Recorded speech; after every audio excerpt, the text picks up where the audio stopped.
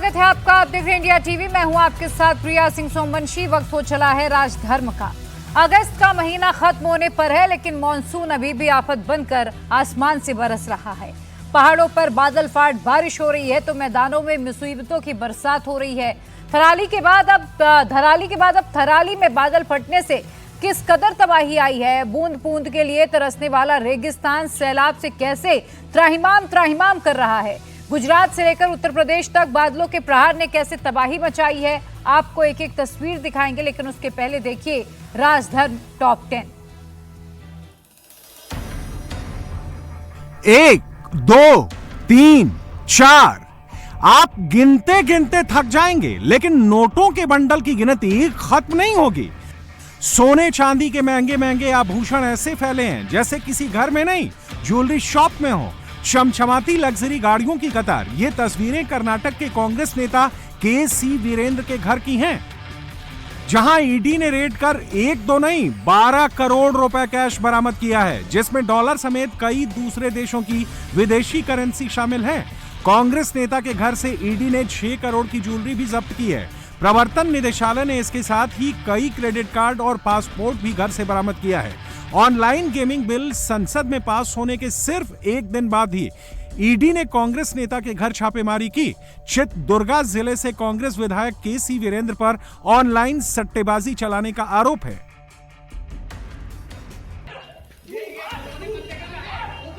गाली गलौज की, पिस्टल दिखाई।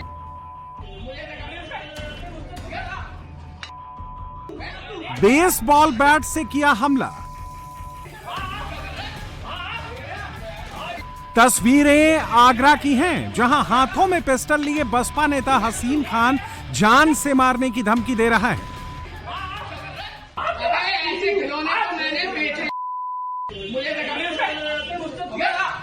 हसीन खान का उसके पड़ोसियों से किसी बात को लेकर विवाद हुआ। पहले तो बसपा नेता ने गाली गलौज की, फिर अपनी पिस्टल निकालकर उन्हें धमकाने लगा।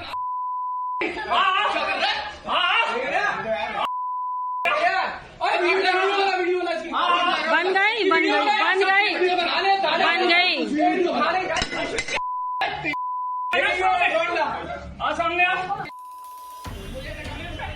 बीच बचाव करते हुए जब घर वालों ने पिस्टल छीन ली तो बसपा नेता ने बेसबॉल बैट से हमला शुरू कर दिया। बैट से ताबड़तोड़ हमले में पड़ोसियों को काफी चोटें आई। पीड़ित पक्ष ने बसपा नेता के खिलाफ शिकायत दर्ज कराई है। फिलहाल पुलिस आरोपी की गिरफ्तारी के लिए दबिश देने में जुटी है। इसका नंबर है,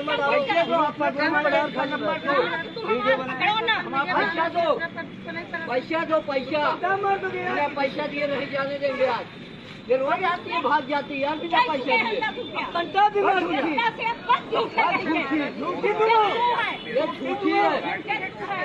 पैसा दो, अब जाओगी यहाँ से। बुजुर्ग ऑटो ड्राइवर महिला पुलिस कर्मी से पैसे मांग रहा है। उसने महिला पुलिस कर्मी को पकड़ा है, वो छुड़ाने की कोशिश कर रही है, लेकिन बुजुर्ग ड्राइवर लगातार पैसे मांग रहा है। ये तस्वीरें यूपी की राजधानी लखनऊ की है, जहां पॉलिटेक्निक चौराहे पर महिला पुलिसकर्मी और बुजुर्ग ऑटो चालक के बीच किराए को लेकर विवाद हो गया। ऑटो चालक का आरोप है कि महिला पुलिसकर्मी ऑटो का किराया नहीं देती। वो रोजाना ऑटो में बैठती है, लेकिन पैसे नहीं देती। लेकिन इस बार ऑटो ड्राइवर ने महिला पुलिसकर्मी का रास्ता रोक दिया। दोनों के बीच सड़क पर कहासुनी हुई। मामला विभूति खंड थाना क्षेत्र का है। किसी ने महिला पुलिसकर्मी और ऑटो चालक के बीच विवाद का वीडियो बना लिया, जो कि सोशल मीडिया पर तेजी से वायरल हो रहा है। एक शख्स शर्ट के बटन खोले महिला को बेल्ट से मार रहा है। महिला उसे रोकने की कोशिश कर रही है, लेकिन वो लगातार वार कर रहा है। तभी महिला की बेटी आती है और अपनी मां को बचाने के लिए हमलावर की तरफ ईंट फेंकती है, लेकिन वो उससे बच जाता है। शख्स फिर से महिला पर बेल्ट से हमला कर देता है। तभी दूसरा शख्स सरिया लेकर आता है और महिला पर अटैक कर देता है। यह वीडियो यूपी के उन्नाव का है, जहां छेड़छाड़ का विरोध करने पर मां और उसकी बेटी को बेल्ट से पीटा गया, लोहे की सरिया से हमला किया गया।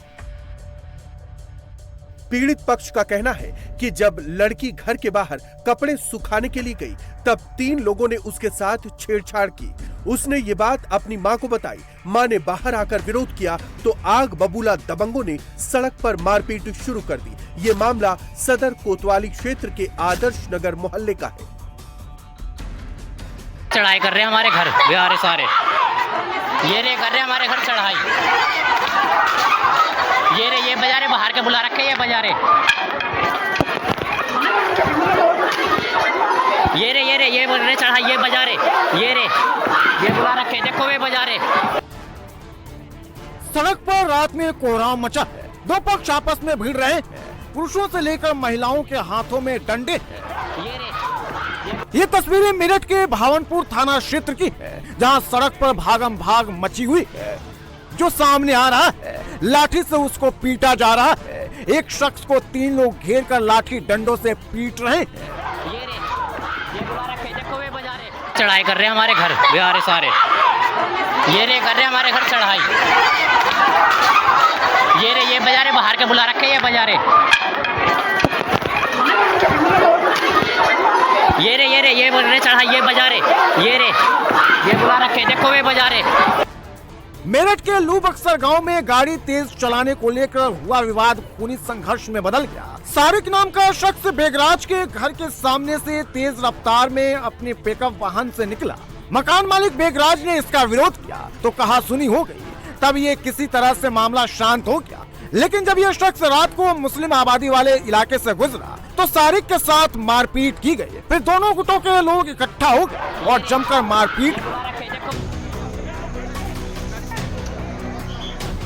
ये तस्वीरें महाराष्ट्र के कोल्हापुर की है, जहां सिद्धार्थ नगर इलाके में कल रात 2 समुदायों में गलतफहमी की वजह से तनाव फैल गया। हंगामा शुरू हो गया। कुछ उपद्रवी आगजनी करने लगे। गाड़ियों में तोड़फोड़ की गई। कोल्हापुर के एक फुटबॉल क्लब के स्थापना दिवस के मौके पर यह बवाल हुआ।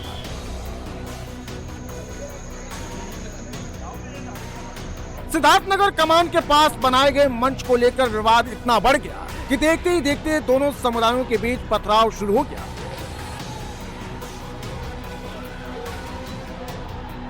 हंगामे की खबर के बाद फौरन पुलिस की टीम पहुंची। पुलिस के बड़े अफसर भी मौके पर पहुंचे, लेकिन पुलिस के सामने ही हंगामा होता रहा।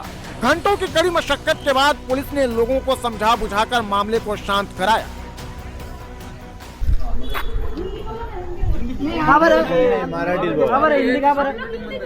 नाही राहू दे चालू ग्रुप राहू दे ना, आमची चूक झाली तर विषय मराठी येतं की नाही थोडं येतं ना नाही आता तर दीदी ये देखो मराठी नहीं हिंदी का बरं।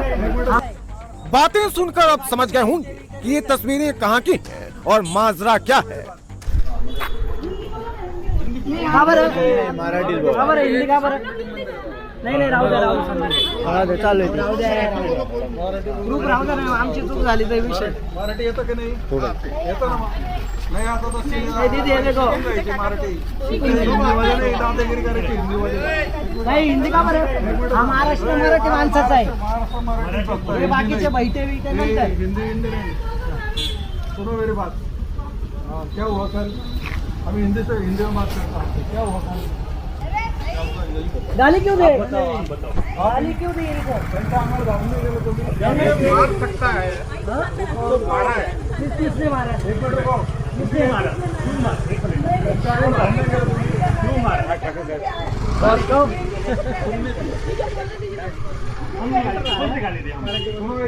हमने कौन बोला था, हमने बोला महाराष्ट्र के नासिक में आपसी विवाद हिंदी वर्सेज मराठी बन गया। मनसे कार्यकर्ताओं ने गैर मराठी शख्स को थप्पड़ जड़ दिया। नासिक के जय भवानी रोड इलाके में गाड़ी टकराने को लेकर विवाद हुआ। गाड़ी चलाना सीख रहे एक नॉन मराठी की गाड़ी दूसरे की गाड़ी को टच हो गई।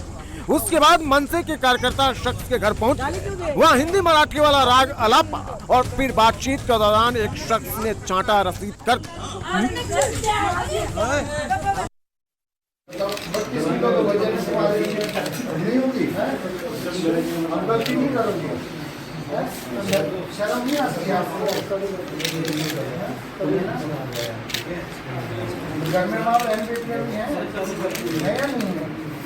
अपना वजन देखो, शरीर देखो।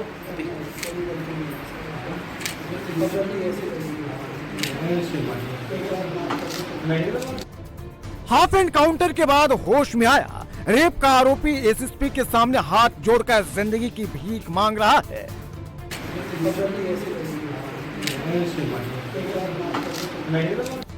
अपनी गलती की कानूनी सजा भुगतने से पहले हॉस्पिटल में इलाज करा रहे रेप के आरोपी को सुधरने की नसीहत दे रहे एसएसपी मुरादाबाद उसे उसकी गलती का एहसास दिला रहे हैं। 32 किलो का वजन नहीं होगी, अब गलती नहीं करोगे, शर्म नहीं आती आपको? रेप और टॉर्चर के इन दोनों ही आरोपियों को मझोला पुलिस ने देर रात मुठभेड़ में घायल कर गिरफ्तार किया है। आरोपियों की पहचान अविनाश यादव और विजय ठाकुर के रूप में हुई है। दोनों हाल ही में दर्ज एक पॉक्सो केस में वांछित थे। आरोप है कि इन्होंने नाबालिग युवतियों को बंधक बनाकर उनका उत्पीड़न और दुष्कर्म किया था।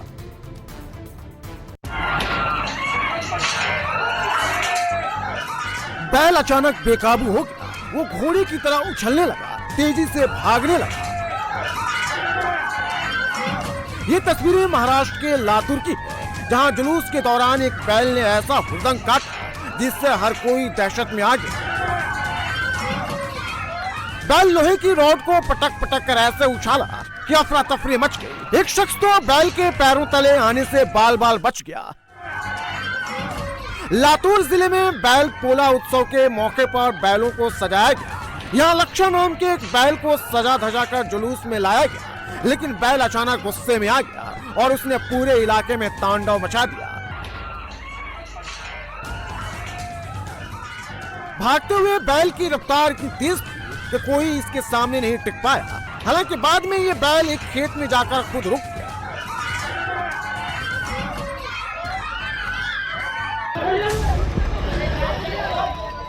बस स्टैंड पर हंगामे की ये तस्वीरें उत्तर प्रदेश के जालौन की हैं। जब उरई में ऑटो में सवारी बिठाने को लेकर दो पक्ष आपस में ही भिड़ गए। पहले तो गाली गलौज के साथ बहसबाजी होती रही, फिर मामला बढ़ा तो लात घूंसे चलने लगे। देखते ही देखते कालपी बस स्टैंड जंग का अखाड़ा बन गया। इतने पर भी जब ऑटो चालकों का गुस्सा शांत नहीं हुआ तो उनमें से एक ड्राइवर डंडा चलाने लगा। इस दौरान बस स्टैंड पर बैठे लोगों में अफरा तफरी का माहौल बन गया और यात्रियों में भी दहशत हो गई। प्रत्यक्षदर्शियों की माने तो ये झगड़ा करीब आधे घंटे तक चलता रहा। बाद में पुलिस जब मौके पर पहुंची तब जाकर मामला शांत हुआ। आसपास के लोगों का कहना है कि आए दिन वहां सवारी को लेकर ऐसी घटनाएं होती रहती हैं। पहाड़ों पर लगातार बादल फट रहे हैं। 18 दिन पहले उत्तराखंड के धराली में बादल फटा था, जिसका खौफनाक मंजर हम सबने देखा था। बड़े बड़े होटल्स, बड़ी बड़ी बिल्डिंग, सब कुछ तबाह हो गई थी। 60 फीट से ज्यादा मलबा भर चुका था और अब उत्तराखंड के थराली में बादल फटा है। यानी धराली के बाद थराली में बादल फटा, जिसके बाद आए फ्लैश फ्लड ने सब कुछ बहाकर तबाह कर दिया। थराली बाजार हो या फिर थराली की तहसील परिसर, एसडीएम का घर हो, आम लोगों का आशियाना हो, हर तरफ आपको मलबा ही मलबा नजर आएगा। सवाल ये उठता है कि आखिर पहाड़ों पर इतने बादल फटते क्यों हैं? बादल फटने की घटनाएं क्यों बढ़ रही हैं? थराली में बादल फटने से कितना नुकसान हुआ, सब कुछ देखिए इस रिपोर्ट के जरिए।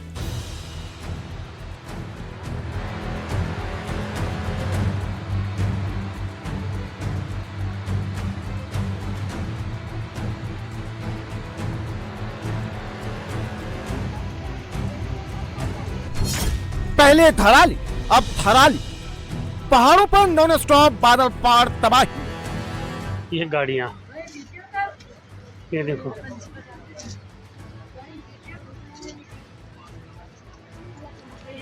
ये है मेन रोड देवाल। यहाँ जाने का रास्ता ही नहीं है, पैदल कहाँ से चढ़े हम। चमोली में बादल फटा, गांव के गांव तबाह, एसडीएम का घर मलबे में तबाह। पूरा एसडीएम आवास है और एसडीएम आवास में पूरा चारों ओर से मलबा भर गया है। पहाड़ों पर कुदरत का सितम, बार बार क्यों फूट रहा बादल बम।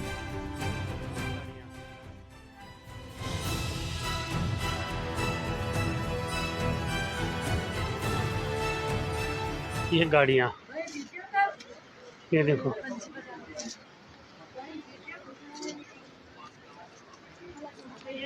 ये है मेन रोड चेतनों के बाद यहाँ जाने का रास्ता ही नहीं है, पैदल कहाँ से चढ़े हम। हिमाचल से लेकर उत्तराखंड और जम्मू कश्मीर तक बादल क्यों विध्वंसक हो गया? बादल क्यों बम बनकर पहाड़ों पर फूट रहा है? धराली से चमोली तक बादल क्यों तबाही मचा रहे हैं? कठुआ और किश्तवाड़ में बादल क्यों सैलाब ला रहे हैं? रामपुर और मंडी में बादल क्यों बस्तियां उजाड़ रहे हैं? रोंगटे खड़े करने वाले ये मंजर उत्तराखंड के चमोली का है। चमोली के थराली में बादल फटने की वजह से थराली बाजार और तहसील में मलबा ही मलबा भर गया है। जिस जगह कल बाजार था वहां आज कुछ नजर नहीं आ रहा है। बाजार का नज़ारा कल रात 12:40 लगभग ऊपर कहीं बादल फटा, जिससे पूरा चिपड़ बाजार खत्म। ये आने चिपड़ थराली की मेन रोड मलबे से पटी है। दर्जनों गाड़ियां दब चुकी हैं। ये गाड़ियाँ, ये देखो,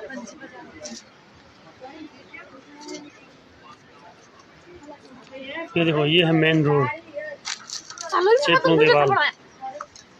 यहाँ जाने का रास्ता ही नहीं है, पैदल कहाँ से चढ़े हम। बादल फटने से थराली बाजार, कोटद्वीप और तहसील थराली परिसर में भारी नुकसान हुआ है। संगवाड़ा गांव और चपेड़ों बाजार में भी भारी नुकसान हुआ है। थराली गवालदम रोड पूरी तरह से बंद हो गया है। थराली संगवाड़ा रोड पर भी मलबा जमा हो गया है। ये हमारे गांव का नज़ारा देख लो। ये 2-3 मकानों का पता नहीं चल रहा है यहाँ पर। चमोली के थराली गांव में कितनी तबाही मची है, कितने लोग मलबे में दबे हैं, अभी इसका कोई हिसाब नहीं है। एक महिला की मौत हो चुकी है, ये कंफर्म है। कल रात की तबाही का मंजर, काफी नुकसान।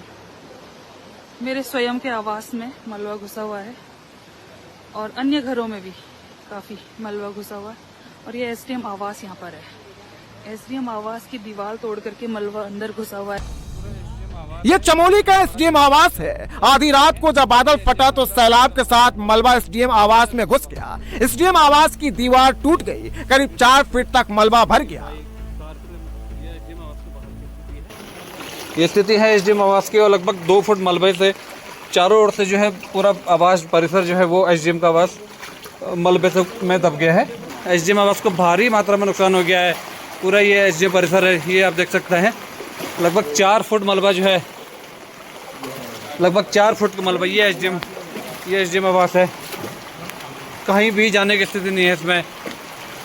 ये स्कूटी देख सकते हैं, स्कूटी, बाइक, कार, ये एसडीएम आवास के बाहर की स्थिति है। ये पूरा ये घर मलबे में पड़ गया है, आगे वाला घर भी। अरे बाइक, स्कूटी आप देख सकते हैं, इस तरह से दबी हुई है मलबे में। ये एसडीएम आवास, ये फ्रंट गेट है, पूरा चैनल डूब गया है और सारी दीवारें, चारों ओर से दीवारें टूट गई हैं। और ये एसडीएम अंदर जाने का रास्ता है, पूरा इतना सा मलबा होता हुआ है।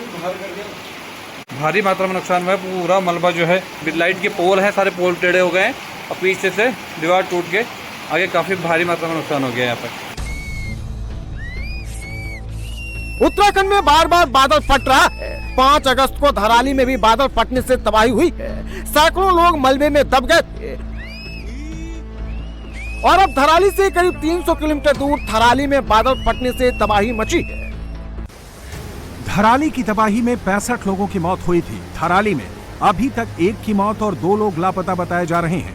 फिलहाल गांव में रेस्क्यू टीम पहुंच चुकी है, लेकिन रास्ता नहीं होने की वजह से पैदल ही लोगों को सुरक्षित स्थानों पर भेजा जा रहा है। थराली में रात में काफ़ी बरसात हुई और बरसात होने के कारण ऊपर क्षेत्र से काफ़ी अधिक मलबा थराली मार्केट में आया। मलबे में 2 मकान ध्वस्त हो गए हैं और कई मकानों पे मलबा आ गया है। मलबे में कुछ गाड़ियां दबी हुई हैं और एक व्यक्ति के बहने की सूचना है, एक व्यक्ति के मलबे में दबे होने की सूचना है। मौके पर स्थानीय प्रशासन की टीमें, पुलिस और हमारा जिला प्रशासन की टीमें काम कर रही हैं। एसडीआरएफ, एनडीआरएफ, एसएसपी, आईटीबीपी, जिलाधिकारी स्वयं सब रास्ते पर पहुंच रहे हैं, रास्ते के लिए रवाना हो गए हैं। रास्ता कई जगह बाधित है, बंद है, इसके कारण दिक्कत हो रही है और उसके लिए हम हेलीकॉप्टर की मदद भी ले रहे हैं। हेलीकॉप्टर से टीमों को जल्दी भिजवा रहे हैं। इस समय उत्तराखंड से लेकर हिमाचल तक बादलों की हलचल तेज हो गई है। सवाल ये है कि आखिर अगस्त के महीने में पहाड़ों पर ऐसा क्या हो रहा है कि बार बार बादल फट रहे हैं। पिछले 10 दिन में हिमाचल प्रदेश के कुल्लू, मंडी, शिमला और रामपुर में बादल फटने की घटनाएं हुई हैं। बादल फटने के बाद आए सैलाब में कई जान गई, गाड़ियां बहीं, घरों में मलबा घुसा, कई सड़कें बहीं, कई इलाकों का संपर्क टूटा। ये तस्वीरें कुल्लू से आई हैं। कुल्लू की लग घाटी में पिछले हफ्ते बादल फटने से सड़कें टूट गई थी। जब लोगों को लगा कि अब कई दिनों तक सड़कें दुरुस्त नहीं होंगी, तो उन्होंने लोहे के रस्सों के सहारे अपनी गाड़ियों को टूटे पहाड़ों से निकालना शुरू कर दिया है।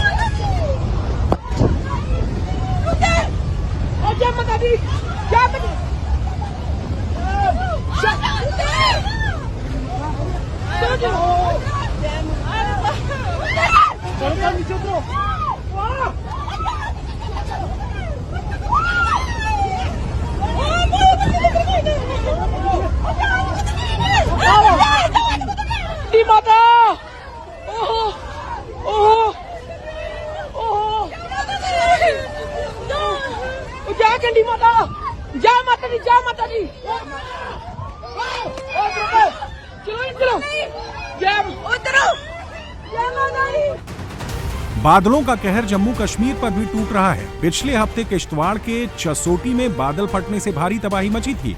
लोग चीख रहे थे, लोग भाग रहे थे, पत्थर बह रहे थे, मकान ढह रहे थे, पेड़ गिर रहे थे, लोग बह रहे थे। 1 मिनट में सब कुछ तबाह हो गया था। 17 अगस्त को जम्मू कश्मीर के कठुआ में एक के बाद एक 3 जगह बादल फटा, सैलाब आया और अपने साथ सब कुछ बहा कर ले गया। करीब 10 लोगों की मौत हुई। असल में बादल फटने जैसी कोई घटना नहीं होती है। छोटे इलाके में जब कम समय में बहुत ज्यादा बारिश होती है तो उसे क्लाउड बर्स्ट कहते हैं। इसके लिए कुछ पैरामीटर्स डिसाइड किए गए हैं।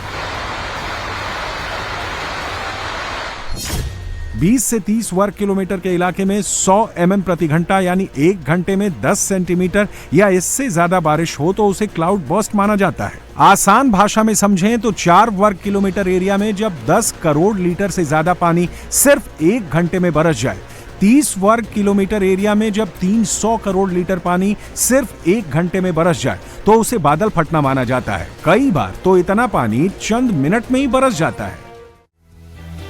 अगस्त का महीना अपने आखिरी पड़ाव पर है, इसके बावजूद मानसून का तांडव लगातार जारी है।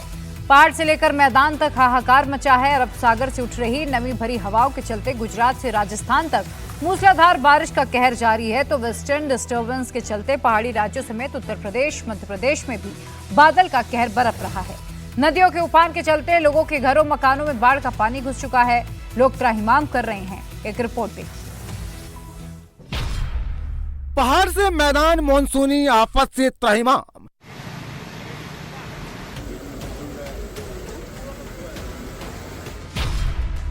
मुसीबत का सैलाब, तबाही बादल पार।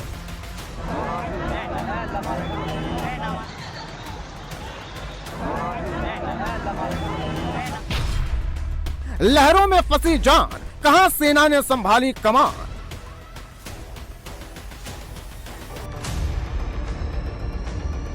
अगस्त का महीना बीतने को है, लेकिन मॉनसून अभी भी कहर बरपा रहा है। पहाड़ से लेकर मैदान तक हाहाकार मचा है। पहाड़ पर हो रही भारी बारिश जहां अब लोगों की जान पर बनाई है, वहीं मैदानी इलाकों में आसमान से बरसती आफत से लोगों की मुसीबत बढ़ गई है। हालात यह है कि रेगिस्तानी राज्य राजस्थान में भी कई जगहों पर बाढ़ जैसे हालात बन गए हैं। तो यूपी के अयोध्या, मथुरा समेत कई इलाकों में भी नदियां अब अपना रौद्र रूप दिखा रही हैं। सैलाब का ये तांडव गुजरात के जूनागढ़ की है, जहां भारी बारिश से नदी नाले उफान पर है, जिससे लोगों की मुसीबत बढ़ गई है। ये जूनागढ़ के दामोदर कुंड की तस्वीरें हैं, जहां सैलाब अपना तांडव दिखा रहा है। लगातार हो रही बारिश से दामोदर कुंड ओवरफ्लो हो गया है, जिससे यहां पहुंचे श्रद्धालुओं की मुश्किलें बढ़ गई हैं।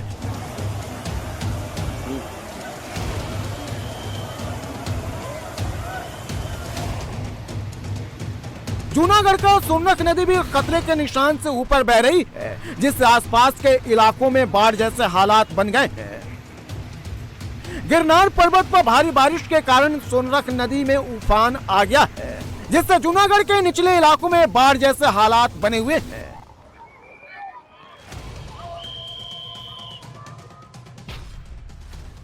मौसम विभाग ने जूनागढ़ और पोरबंदर समेत कई जिलों में बारिश का रेड अलर्ट जारी किया है। अरब सागर में उठ रही नमी भरी हवाओं के चलते यहां तेज बारिश हो रही है।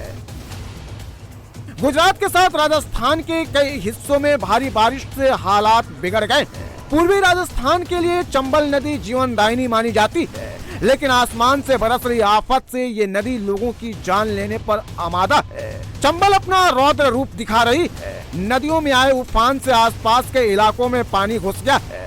खासकर निचले इलाकों में बाढ़ जैसे हालात बन गए हैं। चंबल में जलस्तर बढ़ने से जिले के 3 दर्जन गांव बाढ़ प्रभावित हुए। सबसे ज्यादा नुकसान सरकारी स्कूल बिल्डिंग्स को हुआ। करीब 13 करोड़ 26 लाख रुपए का नुकसान अकेले शिक्षा विभाग को उठाना पड़ा है।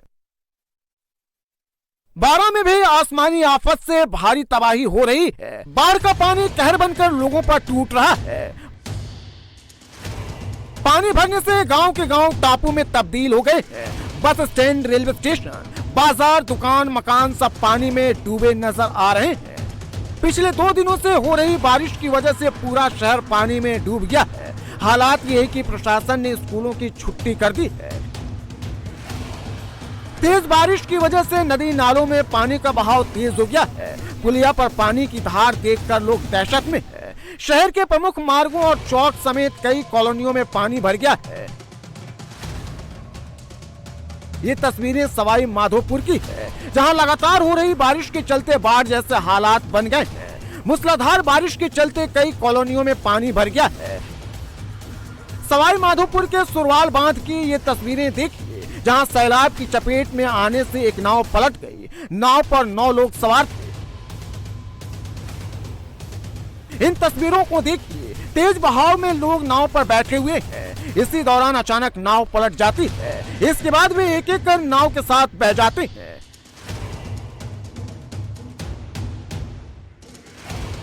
भारी बारिश से सवाई माधोपुर टापू बन गया है। आने जाने के रास्ते बंद हो गए हैं। रेलवे स्टेशन पानी में जलमग्न हो गया है। पटरियां पानी में डूब गई हैं। कोटा में भी आसमानी आफत से लोग त्राहिमाम कर रहे हैं। कई गांवों में बाढ़ का पानी घुस गया है। ये तस्वीरें कोटा के डिगोड गांव की है, जहां सड़कें दरिया बन गई हैं। लोगों के घरों में पानी घुस गया है। कई लोगों के घर मकान गिर गए हैं। हालात यह है कि रेस्क्यू के लिए सेना को मोर्चा संभालना पड़ा है। आर्मी के जवान लोगों को सुरक्षित जगहों पर पहुंचा रहे हैं।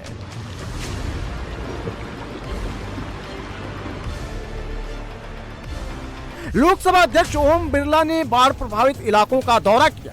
सेना की ट्रक पर सवार होकर उन्होंने हालात का जायजा लिया।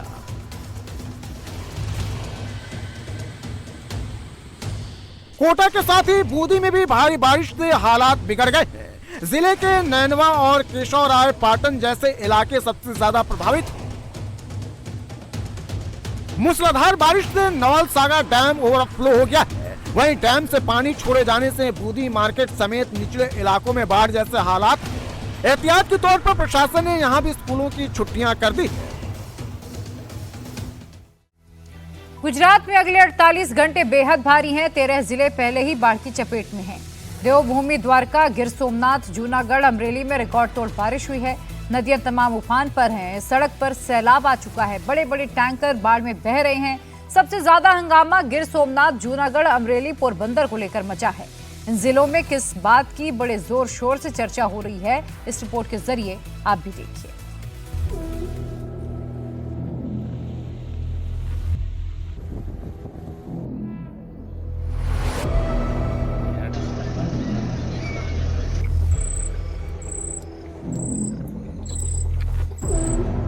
रिहायशी बस्ती में शेर, घर की 4 दीवारी पर चढ़ा शेर, सड़क पर टहलता शेरों का झुंड, गांव में गायों के झुंड को डराता शेर। मूंगफली के खेतों में टहलता शेर। बाढ़ से बचने के लिए पहाड़ी पर चढ़ती लॉयन फैमिली। गुजरात में मूसलाधार बारिश के बाद गिर के जंगलों से शेर बाहर आ गए हैं। ये तस्वीरें धारी की हैं, जहां शेरों का एक परिवार गांव में घुस आया। बिजली की चमचमाती रोशनी में शेरों के झुंड ने एक जानवर का शिकार किया। शिकार को खाने के बाद शेरों का परिवार मंदिर के पास बने चबूतरे में बड़े आराम से सुबह तक आराम करता रहा। गिर वन अभयारण्य से धारी गांव की दूरी 33 किलोमीटर है। अभयारण्य से अगर गांव तक जाएं तो करीब 1 घंटे लगते हैं। भारी बारिश के बाद सुरक्षित ठिकाने की तलाश में जंगल से शेरों के कई झुंड गांव की तरफ आ गए हैं। कुछ शेर अकेले ही जंगल से गांव की तरफ कूच कर रहे हैं, जहां उन्हें शिकार और रहने के लिए सुरक्षित जगह मिल रही है। ये तस्वीरें भी धारी की हैं, जहां शेरों के एक झुंड ने शिकार किया और सड़क पर बैठकर बड़े आराम से खाया। सिर्फ रात में ही नहीं, शेरों ने दिन में भी गांव में अपने अड्डे बना लिए हैं। यहां इंसानों से उनकी लड़ाई नहीं होती। यकीन नहीं होता तो भावनगर की ये तस्वीरें देख लीजिए। शेर ने जंगल के पास खेतों में शिकार किया और जैसे ही खाना शुरू किया, गांव के एक लड़के ने वीडियो शूट करना शुरू कर दिया। शेर को गुस्सा आया, 2 कदम दौड़ा, फिर पूंछ हिलाते हुए खड़ा हो गया। लड़के ने भी जंगल के राजा शेर को सम्मान दिया और 4 कदम पीछे खींच लिए। गुजरात में शेरों और इंसानों ने एक साथ जीना सीख लिया है। वैसे तो गुजरात के 13 जिलों में शेर पाए जाते हैं, मगर 5 जिलों को शेरों का घर कहा जाता है। इनमें गिर सोमनाथ, जूनागढ़, भावनगर, अमरेली और पोरबंदर शामिल हैं। ये सीसीटीवी तस्वीरें जूनागढ़ की हैं, जहां आलीशान कोठियों के बीच बल्ब की दूधिया रोशनी में एक रेस चल रही है। गायों का झुंड और शेर भाग रहे हैं। गाय किसानों की है। गायों के झुंड में छोटे बछड़े हैं। शेर उनके पास से गुजर जाता है, लेकिन किसी को नुकसान नहीं पहुंचाता। गांव में ऊपर एसी लगा है, नीचे वहां बड़े आराम से जंगल का राजा शेर चहलकदमी करते हुए जा रहा है। अब 18 अगस्त की सुबह करीब 7:15 बजे गांव में बस्ती के बीच कई शेर आते जाते दिखाई देते हैं। उन्हें देखकर गायों के झुंड भागते हैं, लेकिन शेर किसी पर हमला नहीं करते। कुछ तस्वीरें ऐसी भी कैद हुई हैं जो शेरों पर रिसर्च करने वालों के लिए बड़े काम की हो सकती हैं। झुंड में शेर और गायें एक साथ भाग रहे हैं। ऐसा लगता है दोनों एक ही फैमिली के मेंबर हैं। गिर के जंगल से जूनागढ़ की दूरी करीब 90 किलोमीटर है। इस सीजन में यहां कार से आने जाने में करीब 2.5 घंटे लगते हैं, लेकिन यहां दर्जनों शेरों को देखा जा सकता है। बाढ़ से बचने के लिए जूनागढ़ के उन इलाकों में काफी शेर इन दिनों देखे जा रहे हैं जहां ऊंचे ऊंचे टीले हैं। कुछ शेर तो बिल्कुल जंगल के राजा की तरह ऐसे बैठे हुए हैं जैसे यहां उनकी हुकूमत चलती है। यहां होने वाली हर चीज पर उनकी नजर है। दरअसल जूनागढ़ की तरफ शेरों के आने की वजह खास है। यहां टीले हैं जहां बारिश का पानी बहुत जल्द बहकर निकल जाता है। इससे शेरों को कीचड़ का सामना नहीं करना पड़ता। टीलों में छोटे छोटे पेड़ हैं जहां उन्हें बड़े आराम से सुस्ताने की जगह मिल जाती है। जो गिर का हैबिटेट है, इकोलॉजी और क्लाइमेट रेंज है ना, वो लायन के लिए सूटेबल है। देखिए, लायन के लिए 4 फैक्टर बड़े इंपॉर्टेंट होते हैं। एक तो टोपोग्राफी हो, बहुत हायर एलिवेशनल चेंजेज हों तो फिर लायन जो है वो प्रेफर नहीं करता बड़े अच्छे हाइट पर क्लाइम करने के लिए। दूसरा, climatic variations, the rainfall variation और टेम्परेचर वेरिएशन जो एक ऑप्टिमम रेंज तक हो तो लायन जो है वहाँ पर फ्लोरिश करता है। और तीसरा, प्रे बेस। ये चारों फैक्टर कंबाइन करके गिर को एक आइडियल हैबिटेट लायन के लिए बनाते हैं। जंगल सफारी में भी शिकार को निपटाने के बाद शेरों के सुस्ताने की ऐसी तस्वीरें आपको नहीं मिलेंगी जैसी गुजरात के खांभा में कैद की गई हैं।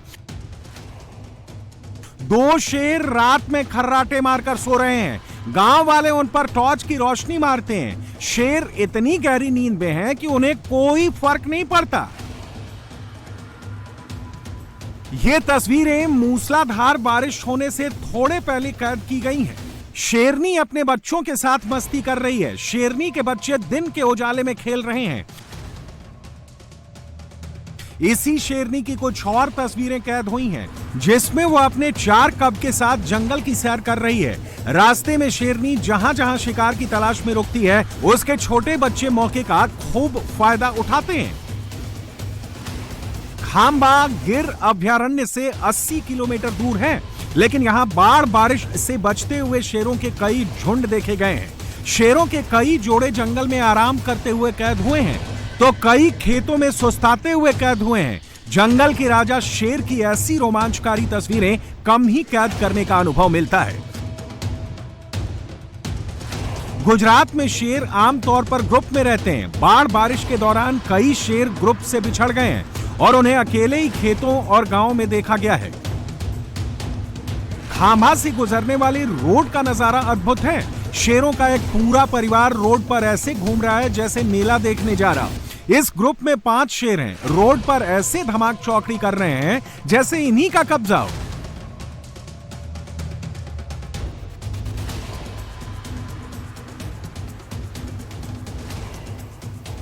मूसलाधार बारिश में शेरों ने सिर्फ सड़क पर ही कब्जा नहीं जमाया, रेलवे पटरी पर भी शेरों के झुंड मस्ती करते घूम रहे हैं। देखिए, रेलवे लाइन पर दूर दूर तक कोई नहीं दिखाई दे रहा है। सिर्फ 3 शेर दिखाई दे रहे हैं जो जंगल के बीच जाती रेलवे लाइन पर खड़े हैं। अगर बाढ़ बारिश के मौसम में आप जंगल सफारी नहीं जा सकते, तो जूनागढ़ के इस गांव में किसी छत पर कॉफी की चुस्कियां लेते हुए जंगल सफारी का भरपूर आनंद उठा सकते हैं। देखिए, शेरों का झुंड बंगले के आगे से कैसे जा रहा है, जिसमें छोटे कब भी हैं और बड़े लॉयन भी। अब कैमरे के एंगल से शेरों के झुंड की बिल्कुल क्लियर पिक्चर देखिए। आगे आगे शेरों का जोड़ा है और उनके पीछे एक छोटा सा कब दौड़ता हुआ जा रहा है। 30 सेकंड में पूरा परिवार बस्ती घूमने के बाद जंगल में गुम हो जाता है।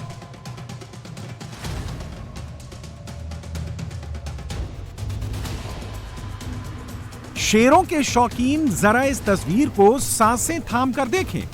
आप अपने परिवार के साथ घर पर हैं, अचानक चारदीवारी पर जंप मारता हुआ एक हट्टा कट्टा शेर बिल्कुल जंगल के राजा की तरह दीवार पर छलांग लगाकर चढ़ जाता है। कल्पना कीजिए, ये सीन देखते ही आप और आपके परिवार का क्या हाल होगा।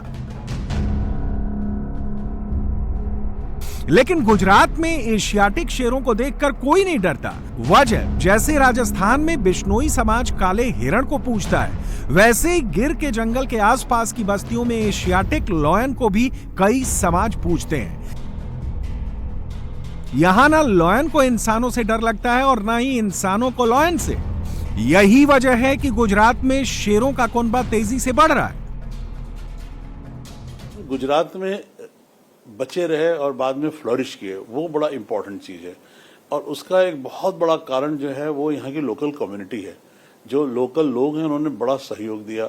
उनका जो सोचने का तरीका था, उनका जो वैल्यू सेट था, उनकी जो कल्चरल रूटिंग थी, उसकी वजह से वो लोग लायन को कंजर्व करते थे। वो लायन को इसलिए आज भी जो गिर के लोग हैं, जो मालधारी हैं गिर के, वो लायन को ही वहां का राजा मानते हैं, है ना, और लायन की पूजा करते हैं। उसमें काफी कुछ रिलीजियस सेंटिमेंट्स उनके इन्वॉल्व हैं उसमें। तो ये जो लोगों का जो सेंटिमेंट था, उसने बहुत बड़ा रोल प्ले किया है लायन को यहाँ कंजर्व करने में। ऐसा सामंजस्य गुजरात के किसी 1 या 2 जिलों में नहीं है जहां शेर और इंसानों के बीच टकराव नहीं होता। ये यहाँ के पूरे 13 जिलों में है, जहां करीब 35,000 वर्ग किलोमीटर में 891 शेर रहते हैं। ये तस्वीरें गिर सोमनाथ की हैं, जहां बस्ती के पास शेरों का झुंड शिकार करता है और बिना डरे उसे वहीं पर खुले मैदान में खाता है। बारिश के सीजन में यहाँ के शेरों को जंगल से ज्यादा सुरक्षित ठिकाना गांव लगते हैं। लिहाजा जैसे ही बरसात का पानी जंगल में जमा होना शुरू होता है, शेर जंगल छोड़कर गांव की तरफ आना शुरू कर देते हैं। शेर एक रात में करीब 100 किलोमीटर का सफर तय करते हैं। शेर को ना ज्यादा गर्मी पसंद है और ना ही ज्यादा बारिश। शेर नमी वाले इलाके में रहना पसंद करते हैं। शेरों को ज्यादा घने जंगल भी पसंद नहीं है, जहां सांप बिच्छुओं के काटने का डर बना रहता है। शेर उन जगहों पर अड्डा बनाते हैं जहां छुपने की जगह तो हो लेकिन घने जंगल नहीं हो। ग्लोबल वार्मिंग की वजह से गुजरात के शेर अब समंदर किनारे वाली जगहों की तरफ जाने लगे हैं जहां नमी रहती है और छोटे छोटे पेड़ों की वजह से छांव भी मिलती है। कोस्टल जोन में लायन का कंसंट्रेशन सबसे ज्यादा क्यों है? क्योंकि वहाँ एक कूल इन्वायरमेंट प्रोवाइड होता है। प्रोस्पिस का जो है वो जंगल है जो कि 12 महीना जो है वो एवरग्रीन रहता है, तो वहाँ वो रिटायर कर जाते हैं और प्लेंटी या ब्लू बुल, स्टेक कैटल, ये सब वहाँ पर फूड अवेलेबल है। तो ये कोस्टल एरिया भी लायन के लिए काफ़ी आइडियल इन्वायरमेंट प्रोड्यूस करता है। तो आप देखेंगे जहाँ लायन का कंसंट्रेशन ज़्यादा है ना, वहाँ पर जो है टेम्परेचर रेंज या क्लाइमेट जो है बहुत सूटेबल है। इन सब फैक्टर के कारण लायन जो है गिर फॉरेस्ट लायन के लिए एक सूटेबल हैबिटेट माना जाता है। गुजरात में सबसे ज्यादा शेर अमरेली जिले में पाए जाते हैं। 2025 की जनगणना में अमरेली जिले में 339 शेर मिले। गिर अभयारण्य के बाद अब शेरों की आबादी बरदा वन्य जीव अभयारण्य में बन रही है। शेरों की बढ़ती जनसंख्या की वजह से इसे गुजरात में शेरों का दूसरा घर कहा जाने लगा है।